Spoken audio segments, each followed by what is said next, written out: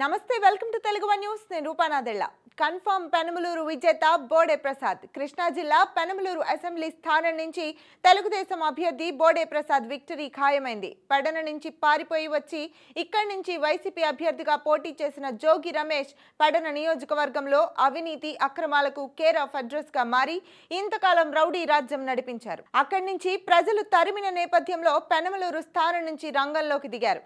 ఈ స్థానం నుంచి టీడీపీ అభ్యర్థిగా బోడే ప్రసాద్ ని రంగంలో నిలపడంతోనే ఓటర్లు ఊపిరి పీల్చుకున్నారు. ఒక పర్యాయం ఎమ్మెల్యేగా సేవలు చేసి ఆ తర్వాతి కాలంలో ఓడిపోయిన నియోజకవర్గ ప్రజల సేవలోనే ఉన్న బోడే ప్రసాద్ మరోసారి టీడీపీ నుంచి పోటీ చేయడం నియోజకవర్గ ఓటర్లకు సంతోషాన్ని కలిగించింది. ఎక్కడి నుంచో పారిపోయి తమ నియోజకవర్గానికి వచ్చిన దుష్టగ్రహాన్ని వదిలించుకునే మార్గం దొరికిందని సంతోషించారు. మే 13న తమ నిర్ణయాన్ని ఓట్ల రూపంలో ఈవీఎంలలో నిక్షిప్తం చేశారు. పెనమలూరు నియోజకవర్గంలో జరిగిన పోలింగ్ సరళిని గమనించిన రాజకీయ పరిశీలకులు ఈ స్థానం నుంచి బోడే ప్రసాద్ విక్టరీ కన్ఫర్మ్ అని క్లియర్ గా చెబుతున్నారు.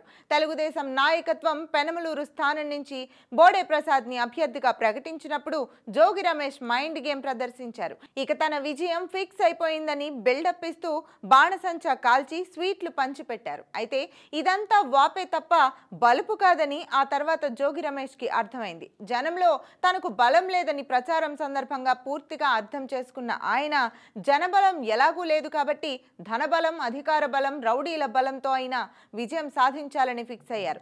జనాన్ని ప్రలోభాలకు గురి చేయడం అధికార దుర్వినియోగం చేయడం దగ్గర నుంచి టీడీపీ నాయకులు కార్యకర్తల మీద దాడులు జరపడం వరకు జోగి రమేష్ చేయని అడ్డదారి ప్రయత్నాలు లేవు. గత 20 ఏళ్ల చరిత్రలో పెనమలూరు నియోజకవర్గంలో ఏనాడు ఘర్షణలు జరగలేదు. పెడన్ నుంచి పారిపోయి వచ్చిన జోగి రమేష్ పుణ్యమా అని ఇక్కడ కూడా ఘర్షణలు సంస్కృతి ప్రవేశించింది. జోగి రమేష్ తరహాలో అడ్డగోలు వ్యవహారాల్లో తలదూర్చకుండా స్ట్రైట్ ఫార్వర్డ్ గా ఉండే బోడే ప్రసాద్ వైపు పెనమలూరు ప్రజలు నిలిచారు. ఆయన ప్రచారం చేస్తున్న సమయంలోనే ఆయన ఏ స్థాయి విజయం సాధించబోతున్నారనేది స్పష్టంగా అర్థమైంది. అది చూసి ఓర్చుకోలేని జోగి రమేష్ టీడీపీ నాయకులు కార్యకర్తల మీద భౌతిక దాడులకు తన గూండాలను ప్రోత్సహించారు. ఆ దాడులను కూడా టీడీపీ కేడర్ విజయవంతంగా తిప్పికొట్టారు. మాటకు మాట చేతకు చేత అన్నట్లుగా బోడే ప్రసాద్ బలంగా నిలవడంతో జోగి రమేష్ కి తోక ముడవక తప్పలేదు.